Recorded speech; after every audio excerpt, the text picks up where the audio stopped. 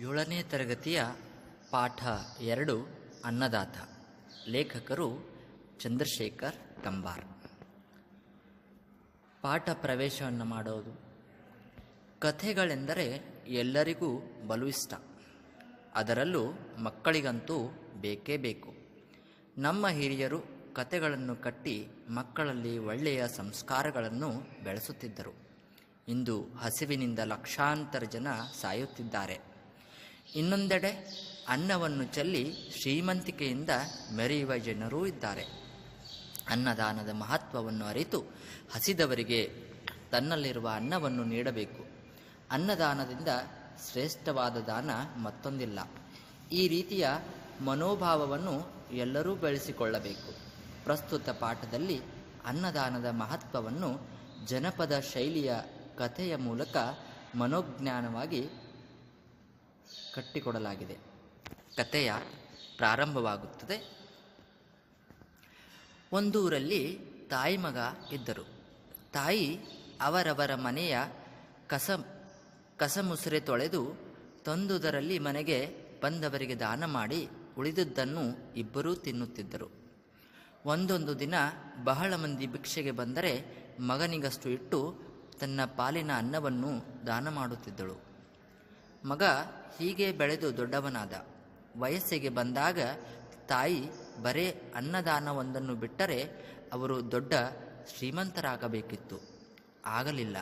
ತಾಯಿ ಹೀಗೇಗೆ ಮಾಡುತ್ತಿರಬಹುದೆಂದು ಮಗನಿಗೆ ಯೋಚನೆಯಾಯಿತು. ಒಂದು ದಿನ ಮಗ ತಾಯಿಯನ್ನು ಕೇಳುತ್ತಾನೆ, ತಾಯಿ, ಇದೇಕೆ ಹೀಗೆ ಅನ್ನದಾನ ಮಾಡುತ್ತಿ? ಒಂದೊಂದು ದಿನ ನೀನೇ ಉಪವಾಸವಿದ್ದು ಬೇರೆಯವರಿಗೆ ಅನ್ನದಾನ ಮಾಡುತ್ತಿ. ಅನ್ನದಾನವೊಂದನ್ನು ಬಿಟ್ಟರೆ ನಾವು ಎಷ್ಟೊಂದು ಶ್ರೀಮಂತರಾಗುತ್ತಿದ್ದೆವು. ಅದೇನು ಅನ್ನದಾನದ ಮಹತ್ವ ಹೇಳು ಎಂದು ಎಂದ ಆಕೆಗೆ. ಆಗ ತಾಯಿ, ಮಗು, ದಾನಗಳಲ್ಲಿ ಅನ್ನದಾನವೇ ಹೆಚ್ಚಿನದು. ಬಡತನ ಶ್ರೀಮಂತಿಗೆ ಕೊನೆತನಕ ಇರುವುದಿಲ್ಲ, ಆದರೆ ಅನ್ನದಾನದ ಪುಣ್ಯ ಕೊನೆತನಕ ಇರುವಂಥದ್ದು ಎಂದು. ಆ ಪುಣ್ಯ ಯಾವುದು ಎಂದು ಪ್ರಶ್ನಿಸಿದ ಮಗ. ಅದನ್ನು ಕೇಳುವುದು ನಮ್ಮಂಥ ನರಮನುಷ್ಯರಿಂದ ಹೇಗಾದೀತು ಎಂದು ಅದು ಶಿವನಿಗೆ ಗೊತ್ತು, ಅವನನ್ನೇ ಹೋಗಿ ಕೇಳಿ ಎಂದು ತಾಯಿ ಹೇಳುತ್ತಾಳೆ. ಸರಿ, ಅದರಂತೆ ಮಗ ತಾಯಿಯ ಅಪ್ಪಣೆ ಪಡೆದುಕೊಂಡು ಶಿವನ ಬಳಿಗೆ ಹೊರಟನು. ಹೋಗುತ್ತಾ ಹೋಗುತ್ತಾ ದೊಡ್ಡದೊಂದು ಅಡವಿ ಬಂತು. ಅಲ್ಲಿ ಗಿಡ ಮರ ದಟ್ಟವಾಗಿ ಬೆಳೆದಿದ್ದವು. ಅವನು ಬೆಟ್ಟ ಹತ್ತಿ ಇಳಿಯುವಷ್ಟರಲ್ಲಿ ಸಂಜೆಯಾಯಿತು. ಮುಂದೆ ಏನು ಮಾಡಬೇಕೆಂದು ಹೊಳೆಯದಾದಾಗ ಆಗ ಅಲ್ಲಿಗೊಬ್ಬ ಬೇಡ ಬಂದ. ಆ ಹುಡುಗನನ್ನು ನೋಡಿ ಅವನಿಗೆ ಕರುಣೆ ಬಂತು. ಹೀಗೆ ಬಿಟ್ಟರೆ ಹುಡುಗ ಹುಲಿ ಸಿಂಹಗಳ ಬಾಯಿಗೆ ಬೀಳುತ್ತಾನೆಂದುಕೊಂಡು, ಏ ಹುಡುಗ, ಸಂಜೆಯ ಸಮಯದಲ್ಲಿ ಹೀಗೆ ಕಾಡಿನಲ್ಲಿ ಅಡ್ಡಾಡಿದರೆ ಏನು ಗತಿಯಾದೀತು? ಇದು ಹುಲಿ ಸಿಂಹಗಳಿರುವ ಸ್ಥಳ. ಇಂದು ರಾತ್ರಿ ನಮ್ಮ ಗುಡಿಸಲಲ್ಲಿದ್ದು ನಾಳೆ ಹೋದಿಯಂತೆ ಬಾ ಎಂದ. ಹುಡುಗನಿಗೂ ಅಷ್ಟೇ ಬೇಕಾಗಿತ್ತು. ಬೇಡನೊಂದಿಗೆ ಹೋದ. ಗುಡಿಸಲಿಗೆ ಹೋಗಿ ಬೇಡ ಹೆಂಡತಿಗೆ ಹೇಳಿದ. ಈತ ಕಾಡಿನಲ್ಲಿ ಅಲೆದಾಡುತ್ತಿದ್ದ. ನಾನೇ ಕರೆದು ತಂದೆ. ಇಂದಿದ್ದು ನಾಳೆ ಹೋಗುತ್ತಾನೆ. ಹಸಿದಿದ್ದಾನು, ಹಣ್ಣು ಹಾಲು ಕೊಡು. ಅವಳು, ಅದೆಲ್ಲ ನನ್ನಿಂದ ಆಗದು. ಬೇಕಿದ್ದರೆ ನಿನ್ನ ಪಾಲಿನ ಹಣ್ಣು ಹಾಲು ಕೊಡು, ಇಲ್ಲದಿದ್ದರೆ ಬಿಡು ಎಂದಳು. ಬೇಡ, ನನ್ನ ಪಾಲಿನ ಹಣ್ಣು ಹಾಲು ಕೊಟ್ಟ. ಹುಡುಗ ದಣಿದಿದ್ದೀಯಪ್ಪ, ಮಲಗು ಅಂದು ಕರುಣೆಯಿಂದ ಹುಡುಗನ ಕಾಲು ತಿಕ್ಕಿದ. ಹಾಸಿ ಮಲಗಿಸಿದ. ತನಗೆ ಮಲಗಲು ಸ್ಥಳ ಇರದಿದ್ದರಿಂದ ಬಾಗಿಲ ಹೊರಗೆ ಕಾಲು ಚಾಚಿ ಒಳಗೆ ತಲೆಯಿಟ್ಟು ಬಾಗಿಲು ತೆರೆದು ಮಲಗಿದ. ಆದರೆ ರಾತ್ರಿ ಹುಲಿ ಬಂದು ಒಳಗರ್ಧ ಮಲಗಿದ ಬೇಡನನ್ನು ಕೊಂದು ತಿಂದು ಹಾಕಿತು. ರಕ್ತದ ರುಚಿ ಹತ್ತಿ ಒಳಗೆ ಹೋಗಿ ಅವನ ಹೆಂಡತಿಯನ್ನೂ ತಿಂದು ಹಾಕಿತು. ಹೊಟ್ಟೆ ತುಂಬಿದ ಹುಲಿ ಆ ಹುಡುಗನನ್ನು ನೋಡದೆ ಹಾಗೆಯೇ ಹೋಯಿತು. ಮುಂಜಾನೆ ಇವನೆದ್ದು ನೋಡಿದರೆ ಇಬ್ಬರ ಎಲುಬುಗಳು ಬಿಟ್ಟರೆ ಬೇರೇನೂ ಇರಲಿಲ್ಲ. ಪಾಪ, ಬಹಳ ಅನ್ಯಾಯವಾಯಿತೆಂದು ಹಳಹಳಿಸಿ ಮತ್ತೆ ಪ್ರಯಾಣ ಮಾಡಿದ. ದಾರಿಯಲ್ಲಿ ಒಬ್ಬ ರಾಜ ತಲೆಯ ಮೇಲೆ ಕೈ ಹೊತ್ತು ಕುಳಿತಿದ್ದ.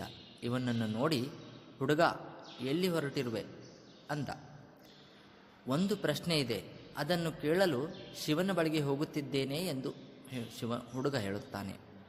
ಹಾಗಾದರೆ ನನ್ನದೂ ಒಂದು ಪ್ರಶ್ನೆ ಇದೆ, ಕೇಳಿಕೊಂಡು ಬರುತ್ತೀಯಾ ಎಂದು ರಾಜ ಹೇಳುತ್ತಾನೆ. ಏನದು ಎಂದು ಹುಡುಗ ಕೇಳಿದ. ಕೋಟಿ ಹಣ ಖರ್ಚು ಮಾಡಿ ಒಂದು ಕೆರೆ ಕಟ್ಟಿಸಿದೆ, ತಟ್ಟಂತ ಒಂದು ಹನಿ ನೀರಿಲ್ಲ, ಯಾಕೆಂದು ಕೇಳಿಕೊಂಡು ಬರುತ್ತೀಯಾ ಎಂದು ರಾಜ ಕೇಳುತ್ತಾನೆ. ಆಗಲೆಂದು ಹುಡುಗ ಮುಂದೆ ಹೊರಟು ಹೋಗುತ್ತಾನೆ. ಮುಂದೆ ಹೋಗುವಷ್ಟರಲ್ಲಿ ಒಬ್ಬ ಕುಂಟ ಕುಳಿತಿದ್ದ. ಅವನು ಕೂಡ ಹುಡುಗನನ್ನು ಕರೆಯುತ್ತಮ್ಮ, ನನ್ನ ಕುಂಟುತನಕ್ಕೆ ಏನು ಕಾರಣವೆಂದು ಕೇಳಿಕೊಂಡು ಬಾ ಎಂದು ಹೇಳುತ್ತಾನೆ. ಅದಕ್ಕೂ ಆಗಲೆಂದು ಹುಡುಗ ಮುಂದೆ ಹೊರಟು ಹೋಗುತ್ತಾನೆ. ಮುಂದೆ ದಾರಿಯಲ್ಲಿ ಒಂದು ಹುತ್ತ ಕಾಣುತ್ತದೆ. ಅದರಲ್ಲಿ ಅರ್ಧ ಹೊರಗೂ ಅರ್ಧ ಒಳಗೂ ಸಿಕ್ಕಿಕೊಂಡು ಹಿಂದಕ್ಕೂ ಮುಂದಕ್ಕೂ ಚಲಿಸಲಾರದ ಒಂದು ಸರ್ಪವಿರು. ಅದಕ್ಕೂ ತನ್ನ ಪ್ರಯಾಣದ ಉದ್ದೇಶ ಹೇಳಿತ್ತ. ಅದು ಇಂಥ ಸ್ಥಿತಿಗೆ ಏನು ಕಾರಣ ಎಂದು ಕೇಳಿಕೊಂಡು ಬಾ ಎಂದು ಹೇಳಿತು. ಅದಕ್ಕೂ ಹುಡುಗ ಆಗಲೆಂದು ಹೇಳಿ ಮುಂದಕ್ಕೆ ಹೊರಟನು. ಹೋದ ಸೀದಾ ಕೈಲಾಸ ಪರ್ವತಕ್ಕೆ ಹೋದ. ಅಲ್ಲಿ ಶಿವ ಪಾರ್ವತಿ ಕುಳಿತಿದ್ದರು. ಹೋಗಿ ನಮಸ್ಕರಿಸಿದ. ಶಂಭೋ, ಅನ್ನದಾನದ ಪುಣ್ಯ ಏನು ಹೇಳಬೇಕು ಎಂದು ಶಿವನನ್ನು ಕೇಳುತ್ತಾನೆ ಹುಡುಗ. ನೋಡು ಮಗು, ನೇಪಾಳ ದೇಶದ ರಾಜನ ಹೆಂಡತಿ ಗರ್ಭವತಿಯಾಗಿದ್ದಾಳೆ. ನೀನು ಹೋಗಿ ನಾನು ಕೊಟ್ಟ ಪ್ರಸಾದ ಕೊಡು.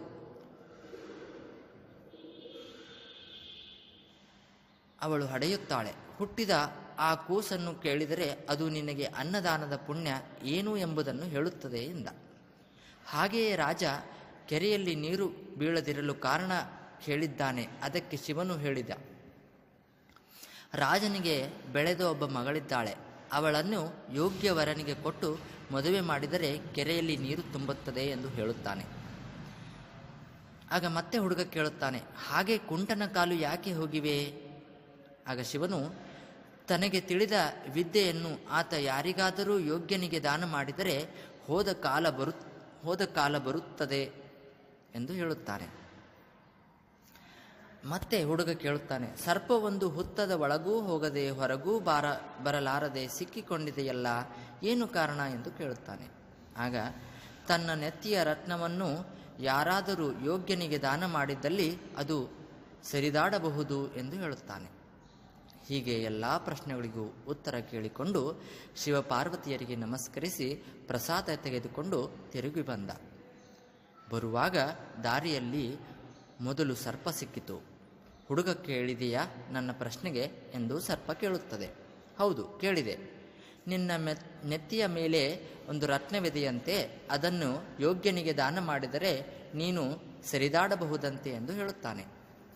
ಹಾಗಾದರೆ ಇಕೋ, ನಿನಗೆ ಅದನ್ನು ದಾನ ಮಾಡುತ್ತೇನೆ, ತಗೋ ಎಂದು ತನ್ನ ನೆತ್ತಿಯ ರತ್ನವನ್ನು ಹುಡುಗನಿಗೆ ಕೊಟ್ಟಿತು.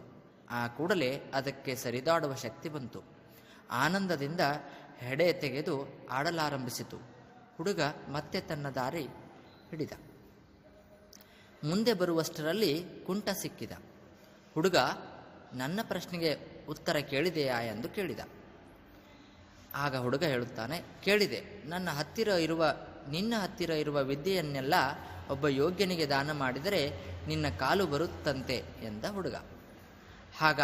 ಹಾಗಾದರೆ ನಿನಗಿಂತ ಯೋಗ್ಯ ಯಾರಿದ್ದಾರೆ? ಇಕೋ, ನನಗೆ ಗೊತ್ತಿರುವ ವಿದ್ಯೆಯನ್ನು ನಿನಗೆ ದಾನ ಮಾಡುತ್ತೇನೆ ಎಂದು ಹೇಳಿ ಕುಂಟ ತನ್ನ 64 ವಿದ್ಯೆಗಳನ್ನೆಲ್ಲ ಅವನಿಗೆ ದಾರ ಎರೆದ. ಅವನಿಗೆ ಕಾಲು ಬಂದವು. ಆನಂದದಿಂದ ಕುಣಿದಾಡಿದ. ಹುಡುಗ ಮತ್ತೆ ತನ್ನ ದಾರಿಯನ್ನು ಹಿಡಿದು ಹೊರಟ. ಇನ್ನಷ್ಟು ಮುಂದೆ ಬಂದ. ತಲೆಯ ಮೇಲೆ ಕೈ ಹೊತ್ತಿದ್ದ ರಾಜ ಸಿಕ್ಕಿದ. ಇವನನ್ನು ಕಂಡೊಡನೆ ಹುಡುಗ ತನ್ನ ಮಾತನ್ನು ಕೇಳಿದೆಯಾ ಎಂದು ಕೇಳಿದ. ಹೌದು ಕೇಳಿದೆ. ನಿನ್ನ ಬೆಳೆದ ಮಗಳನ್ನು ಒಬ್ಬ ಯೋಗ್ಯವರನಿಗೆ ಕೊಟ್ಟು ಮದುವೆ ಮಾಡಿದರೆ ಕೆರೆಯಲ್ಲಿ ನೀರು ತುಂಬುತ್ತದೆಯಂತೆ ಎಂದು ಹೇಳಿದನು ಹುಡುಗ. ಆಗ ರಾಜ ಹೇಳುತ್ತಾನೆ, ನಿನಗಿಂತ ಯೋಗ್ಯವರ ಇನ್ನಾರಿದ್ದಾರೆ, ಬಾ ಎಂದು ಹೇಳಿ ರಾಜ ತನ್ನ ಮಗಳನ್ನು ಆ ಹುಡುಗನಿಗೆ ಮದುವೆ ಮಾಡಿಕೊಟ್ಟ. ಬೆಳಗಾಗುವಷ್ಟರಲ್ಲಿ ಕೆರೆ ನೀರಿನಿಂದ ತುಂಬಿ ತುಳುಕಲಾರಂಭಿಸಿತು. ಹುಡುಗ ಹೆಂಡತಿಯನ್ನು ಕರೆದುಕೊಂಡು ನೇಪಾಳ ದೇಶಕ್ಕೆ ಬಂದ. ಆ ದೇಶದ ರಾಜನ ಹೆಂಡತಿ ದಿನ ತುಂಬಿದರೂ ಹಡೆಯಲಾರದೆ ಸಂಕಟ ಪಡುತ್ತಿದ್ದಳು. ಹುಡುಗ ಹೋಗಿ ಶಿವನ ಪ್ರಸಾದ ಕೊಟ್ಟ. ಅವಳು ಆ ಕ್ಷಣವೇ ಬಂಗಾರದಂಥ ಮಗುವನ್ನು ಹಡೆದಳು. ಕೂಸಿಗೊಂದು ಪ್ರಶ್ನೆ ಕೇಳಬೇಕಾಗಿದೆ, ದರ್ಬಾರಿಗೆ ತರಿಸಬೇಕು ಎಂದ ಆ ಹುಡುಗ. ಎಲ್ಲರಿಗೂ ಆಶ್ಚರ್ಯವಾಯಿತು. ಆದರೂ ಕೂಸನ್ನು ದರ್ಬಾರಿಗೆ ತಂದು ಬಂಗಾರದ ತಟ್ಟೆಯಲ್ಲಿಟ್ಟರು. ಹುಡುಗ ಹೇಳಿದ, ಮಗು, ಶಿವ ನನ್ನನ್ನು ನಿನ್ನ ಬಳಿಗೆ ಕಳಿಸಿದ್ದಾನೆ. ಅನ್ನದಾನದ ಪುಣ್ಯ ಯಾವುದು ಎಂದು ಕೇಳುತ್ತಾನೆ. ಈ ಮಾತನ್ನು ಕೇಳಿ ತಟ್ಟೆಯಲ್ಲಿದ್ದ ಮಗು ಪಕಪಕ ನಕ್ಕು ಮಾತಾಡಿತು. ಅಯ್ಯ, ಶಿವನನ್ನು ಕಾಣುವುದಕ್ಕೆ ಹೊರಟಿದ್ದಿ, ಅಡವಿಯಲ್ಲಿ ದಾರಿ ತಪ್ಪಿ ಅಲೆದಾಡುತ್ತಿದ್ದಿ. ಆಗ ಒಬ್ಬ ಬೇಡ ಬಂದು ನಿನ್ನನ್ನು ತನ್ನ ಗುಡಿಸಲಿಗೆ ಕರೆದೊಂದು ಹಣ್ಣು ಹಾಲು ಕೊಟ್ಟದ್ದು ನೆನಪಿದೆಯಾ? ಹೌದು, ಹಾಗೆ ಮಾಡಿದ ಬೇಡ ನಾನೇ ಅಂದೆ. ನನ್ನನ್ನು, ನನ್ನ ಹೆಂಡತಿಯನ್ನು ಹುಲಿ ತಿಂದಿತು. ಅನ್ನದಾನ ಮಾಡಿದ್ದಕ್ಕೆ ನಾನಿಂದು ರಾಜಕುಮಾರನಾಗಿ ಹುಟ್ಟಿದ್ದೇನೆ. ನನ್ನ ಹೆಂಡತಿ ಕೊಡಲು ಒಪ್ಪಲಿಲ್ಲ. ಅವಳು ಅದೇ ಊರಿನಲ್ಲಿ ಹಂದಿಯಾಗಿ ಹುಟ್ಟಿದ್ದಾಳೆ. ಬೇಕಾದರೆ ಹೋಗಿ ನೋಡು ಎಂದು ಆ ಮಗು ಹೇಳಿತು. ಆಗ ಆ ಹುಡುಗ ತಿರುಗಿ ತನ್ನ ತಾಯಿಯ ಬಳಿಗೆ ಬಂದು, ಅಮ್ಮ, ಅನ್ನದಾನ ಮಾಡುತ್ತಾ ಸುಖದಿಂದ ಇದ್ದರು.